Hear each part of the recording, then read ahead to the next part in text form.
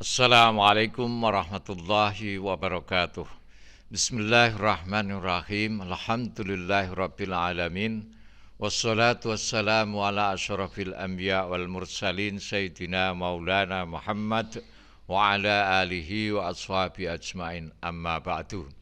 Selamat bertemu kembali dengan saya Muhammad Ajib di channel Kampung Ilmu. Channelnya orang-orang yang tetap istiqomah mencari ilmu. Pada kesempatan ini saya akan menyampaikan pelajaran akhlak yang saya ambil dari kitab Taysirul Khalaq fi Ilmil Akhlak. Pelajaran akhlak yang ke-9 ini adalah merupakan lanjutan bab hukukul qorobah atau hak-hak terhadap sanak kerabat. Yang kemarin sudah kita bahas namun belum tuntas. Lah sekarang ini saya teruskan. Bismillahirrahmanirrahim. Hukukul qorobah iku nerangake pira-pira hake kekerabatan. Aqaribul insani utai pira-pira kerabate menungso, hum ya aqarib iku dzawu rahimihi wong kang anduweni kerabat. Wa qad amara lan temen-temen wis perintah sapa Allah Gusti Allah biwaslir rahimi kelawan nempungake sanak rakat. Wa nahalan nyegah sapa Gusti Allah angkot iha saking mutus sanak rakat. Ini sudah pas panjang lebar saya ulas, saya terangkan pada pelajaran yang sebelumnya, yaitu pelajaran yang ke-8. Sekarang saya teruskan. Qala ngendika sapa an-nabiyyu nabi sallallahu alaihi wasallam. Yaqulu ngendika sapa Allah Gusti Allah taala maulur Allah. Ana utai ingsun iku ar-Rahmanu zat kang maha welas asih. Wa hadhihi utawi iki ar-Rahimu. Rahim, kalimat rahim sing artine sanak kerabat. Istaqaqtu nyigar sapa ingsun laha maring hadhihi isman ing dadi jeneng min ismi saking jenengku. Faman mongko utai sapane wong iku wasola nyambung sapa manha ing rahim, wasol tuhu moko nyambung sapa ingsun hu ing man. Waman utai sapane wong iku kota a medhot sapa manha ing rahim, batat tuhu moko medhot mutus sapa ingsun hu ing man. Nabi sallallahu alaihi wasallam bersabda, Allah Subhanahu wa taala berfirman. Jadi ini hadis qudsi. Hadis qudsi itu hadis yang isinya dari Allah tapi redaksinya itu dari Kanjeng Nabi. Allah Subhanahu wa taala berfirman, Aku adalah zat yang maha pengasih dan penyayang.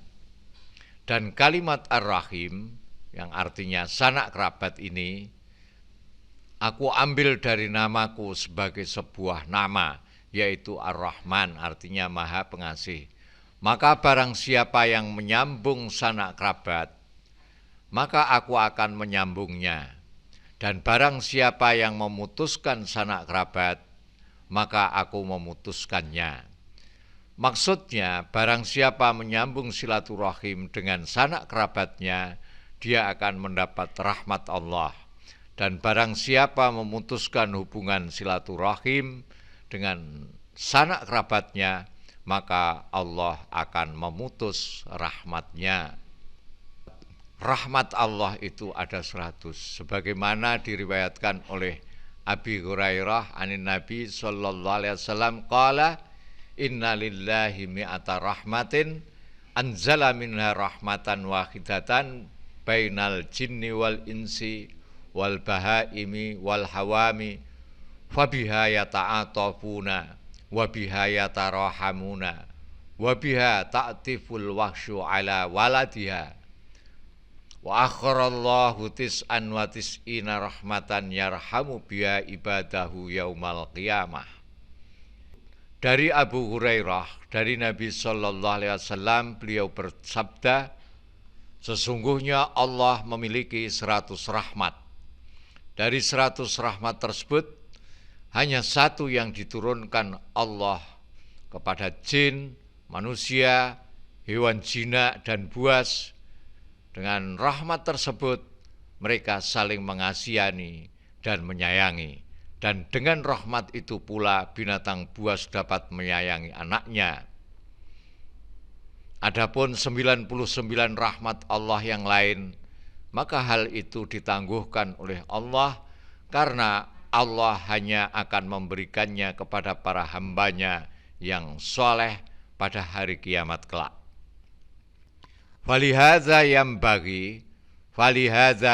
moko krono iki hadis yang bayi sayukjo lil insani kedue menungso apa muraatu hukukihim ngreksa pira-pira hake korobah wal qiyamilan jumenengi biha kelawan hukukul korobah fala yu'zi moko ora kena nglarakake sapa wong ahadan ing wong suwiji minhum saking aqarib bifi'lin kelawan perbuatan wala biqaulin lan ora kena nglarakake kelawan pengucapan.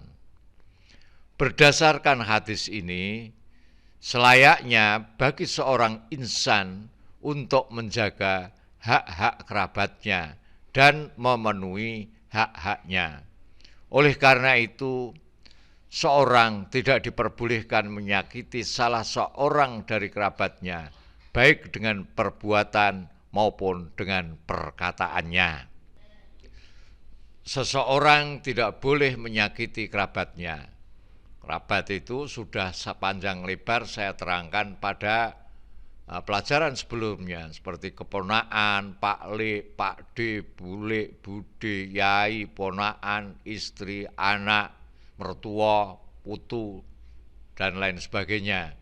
Tidak boleh menyakiti kerabat, baik fisiknya maupun hati dan perasaannya. Menyakiti fisik ya seperti memukul, menendang, jotos, banting, dan lain sebagainya. Menyakiti hati dan perasaannya ya seperti mencemarkan nama baiknya, nyepatani ngerti toh? Melaknat, memaki, membentak-bentak, menghina, memandang dengan melotot, meremehkan, mendoakan supaya cepat mati, atau mendapat musibah, melecehkan, memfitnah, dan lain sebagainya. Ini tidak boleh. Juga tidak boleh merugikan sanak kerabat secara materi, seperti merusak harta bendanya, mencuri barang-barangnya, menipu mereka, membuat rugi dagangan sanak kerabatnya, dan lain-lainnya. Sebenarnya soal menyakiti semacam ini tidak hanya kepada kerabat saja, tapi juga kepada siapapun ini tidak boleh. Wa ayyatawadhu ala nyentoh tawadhu atau rendah hati sapa wong lahum maring aqarib.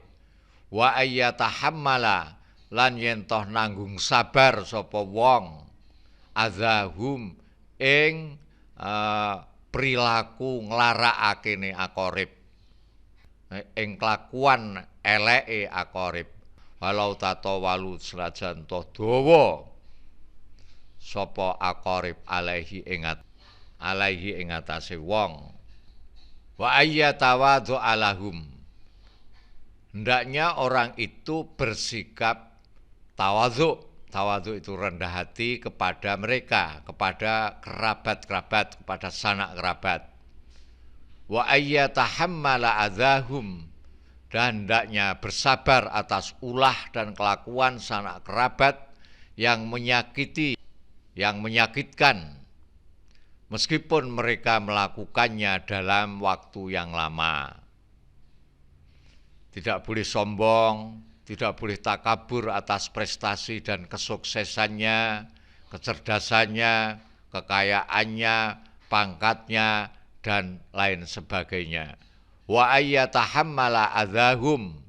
Jadi kita harus bersabar atas ulah dan kelakuan sanak kerabat yang menyakitkan, meskipun mereka melakukannya dalam waktu yang lama.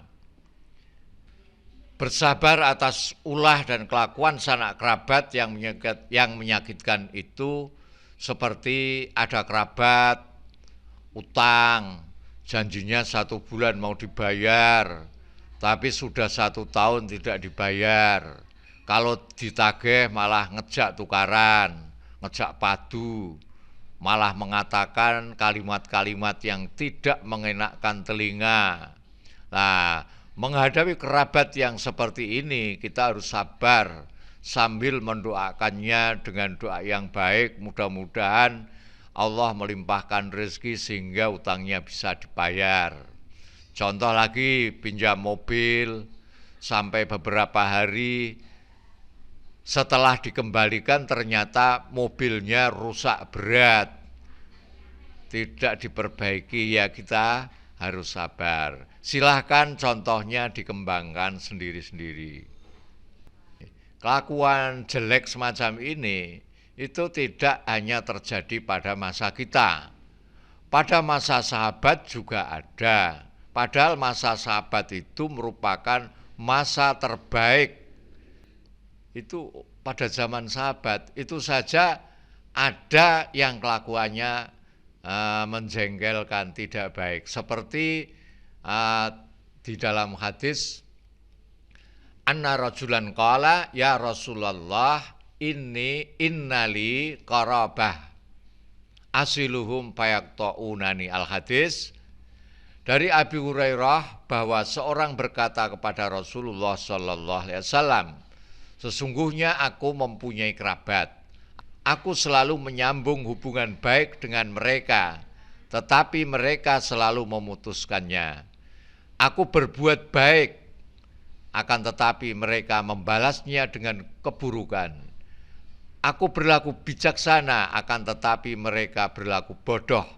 Rasulullah Shallallahu Alaihi Wasallam kemudian bersabda, bila keadaannya seperti yang engkau katakan, mereka itu seperti minum abu yang panas, dan senantiasa Allah akan memberikan pertolongan kepadamu selama kamu dalam keadaan demikian itu. Jadi ketika orang yang sudah niat berbuat baik, tapi ternyata kerabat itu tidak mau, ya tetap saja seperti itu, karena Allah akan menolong kita ketika kita melakukan kebaikan. Wa ayyas ala lan yen toh takon sapa wong aman saking wong yahibu kang ora ketok minhum saking aqarib. Wa ayyusa aida lan yen toh nulung sapa wong, bantu sapa wong hum ing aqarib fil husuli ing dalem ngasilake ala ma'aribing ing atase pira-pira kebutuhane aqarib idza qadara nalikane mampu sapa wong. Jadi hendaknya seorang itu menanyakan kerabatnya yang tidak kelihatan, yang tidak terdengar kabar beritanya, yang tidak diketahui rimbanya. Ini harus ditanyakan. Kemudian hendaknya kita membantu kerabatnya, membantu kerabat. Wa ayyusa idahum fil khusul ala ma'aribim idza qadara. Membantu hendaknya seorang itu membantu kerabatnya untuk memenuhi kebutuhannya, menolong mereka mendapatkan kebutuhan mereka jika dia mampu. Ya, kalau mampu membantu, bantulah. Dan orang hidup itu banyak kebutuhan. Kalau kita mampu menolong saudara kita, tolong. Kalau sedang sakit, tengok. Kalau sedang sedih, dihibur. Kalau sedang lemah, kita beri motivasi supaya bangkit. Wa ayyamna'a lan yen toh nyegah sapa wong anhum saking aqarib azzarara ing bahaya, ing kerugian mata amkana kapan mampu sapa wong. Wa ing kanu senajan toh ana sapa aqarib ana iku ghaira muhtajina ora butuh ila syai'in maring suwiji-wiji mindalika saking mengkono-mengkono iku. Fa alaihi moko iku wajib ing atase wong ayyata ahada utayen toh njaga hubungan sapa wong hum ing aqarib biziarati kelawan nilai. Ketika kita tahu ada salah satu dari sanak kerabat kita yang akan mendapat musibah, ya kita harus berusaha untuk menyelamatkannya. Baik musibah yang bersifat fisik maupun non fisik, baik diminta ataupun tidak diminta. Wa ayyamna anhum adzarar mata amkana. Hendaknya seorang itu mencegah kerugian dan kemadharatan yang akan menimpa kerabat sebisa mungkin. Meskipun mereka tidak membutuhkan. Fa alaihi ayyata ahadahum biziarah. Dan wajib bagi insan untuk menjaga hubungan dengan kerabat. Caranya dengan berkunjung agar silaturahim tetap tersambung. Silaturahim ini sungguh sangat menyenangkan dan membahagiakan. Jadi silaturahim ini sangat menyenangkan dan membahagiakan ketika kita berkunjung ke sanak kerabat kita itu. Di sana kita bisa saling bercerita tentang keadaan kita masing-masing, lalu kita mengenang masa kanak-kanak dulu yang mungkin konyol dan lucu, dan mengenang hari-hari indah yang menyenangkan bersama mereka. Saat-saat seperti ini akan membahagiakan kita bersama dan menjadi semakin kuat hubungan silaturahim kita. Hubungan kita menjadi lebih hangat. Dan perlu kita ketahui, silaturahim itu tidak terbatas pada hari raya saja atau hari-hari tertentu saja, misalnya pas nikahan, itu tidak hanya itu. Tapi kapanpun kita dapat silaturahim. Cuman kalau silaturahim itu ya jangan sering-sering, karena kalau sering-sering bisa saja bosan. Dan silaturahim itu mempunyai faedah yang banyak. Antara lain dapat memperkokoh hubungan kekerabatan, masyarakat pun damai. Kalau masyarakat itu suka silaturahim, ya damai masyarakatnya. Dan dapat menolak berbagai kerusakan. Di samping itu, silaturahim mendatangkan pahala besar. Mulai melangkah dari rumah menuju tempat silaturahim, itu kita diberi pahala sampai kita pulang lagi ke rumah. Silaturahim bukan hanya saling mengunjungi, terus kemudian kita senang-senang. Tapi dalam silaturahim ini, kita dituntut untuk bersabar manakala mendapat perlakuan yang kurang enak dan harus berani berkorban. Silaturahim bukan hanya saling mengunjungi, tapi dalam silaturahim kita dituntut untuk bersabar manakala mendapat perlakuan yang kurang enak dan harus berani berkorban. Misalnya memberi uang kepada anaknya atau bapaknya atau siapalah yang sekiranya pantas untuk diberi. Juga jangan lupa bawa oleh-oleh sebagai tanda kasih sayang. Dan itu tidak harus mahal, sesuai kemampuan kita sajalah. Pokoknya bawa-bawalah. Ya nara di apa-apa ya sing penting teko. Dan yang tidak kalah pentingnya, sering kita menjumpai sebagian orang menghindar dari saudaranya.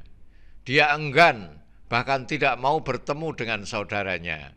Mungkin itu awalnya karena perlakuannya yang tidak disadari, yang ternyata telah menyakiti hati mereka. Maka kita harus benar-benar memperhatikan perlakuan dan ucapan kita terhadap saudara kita.